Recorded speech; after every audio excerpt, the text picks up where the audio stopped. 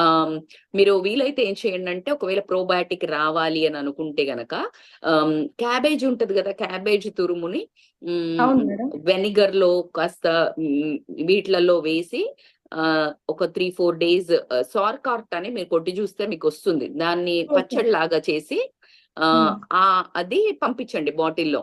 తను అన్నంతో ఓహ్! పాటు తినిందనుకోండి అది.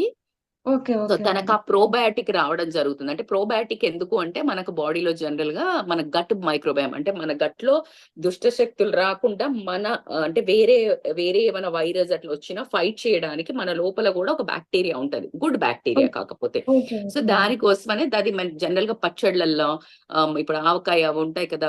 అవి అందుకే చాలా అవును. ఇంపార్టెంట్. కాపోతే కొంచెం తినాలి. ఒక ముద్ద తింటే సరిపోతుంది. So, okay. అలా కనుక తనకి అలవాటు చేస్తే దాని బ్యాలెన్స్ అవుతది. అట్లా కాకుండా ఓకే. ఇప్పుడు మీరు ఆల్రెడీ చెప్తున్నారు. సో, ఏంటంటే పెసరపప్పు ఉండ గాని, మినపుండ గాని